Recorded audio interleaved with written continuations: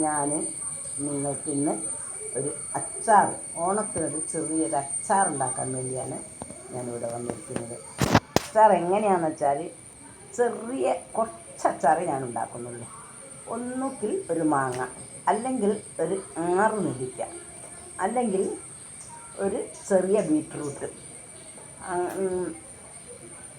അല്ലെങ്കിൽ ഇരുമ്പൻ പുളി, ഏതെങ്കിലും ഒന്നെടുക്കുക. എന്നിട്ട് അത് ചെറുങ്ങനെ അരിഞ്ഞ് വെക്കുക. വെള്ളുള്ളി അരിഞ്ഞൊരു ഭാഗത്ത് വെക്കുക.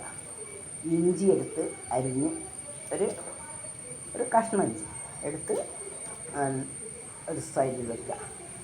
കരിവേപ്പില ഒരു കുറച്ച് കരിവേപ്പില, ഒരു 2 കൊന്ത് കരിവേപ്പില.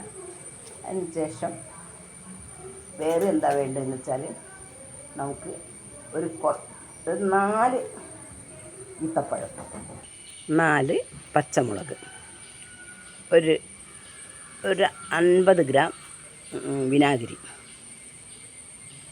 50 ഗ്രാം എണ്ണ. അപ്പോൾ ഇതെല്ലാം കൂടി എടുത്ത് വെച്ച് മുളക് പൊടി, 2 സ്പൂൺ മുളക് പൊടി.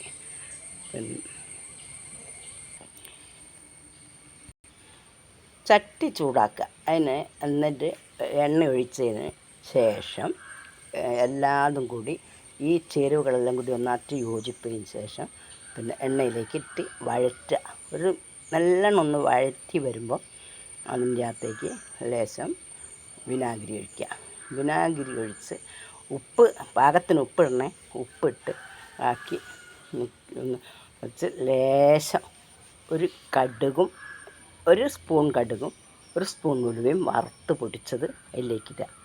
എന്നിട്ട് വഴറ്റി വാങ്ങി വെക്കുക. അപ്പോൾ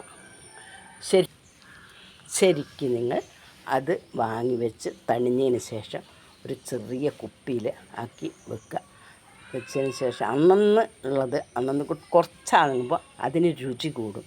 ഈ അച്ചാർ നിങ്ങളൊന്ന് കൂട്ടി നോക്കൂ. എന്നിട്ട് നിങ്ങൾ ഉണ്ടാക്കി ഞാൻ പറഞ്ഞിട്ടില്ല, സാധനങ്ങൾ കാണിച്ചിട്ടില്ല. അതുകൊണ്ട് നിങ്ങൾ ഞാൻ പറഞ്ഞ പോലെയൊക്കെ വെച്ച് ഉണ്ടാക്കി നോക്കൂ. എന്നിട്ട് ഇഷ്ടപ്പെട്ടെങ്കിൽ, നിങ്ങൾക്ക് രുചി തോന്നുന്നെങ്കിൽ ഒരു ലൈക്ക് തരാം. Thank you.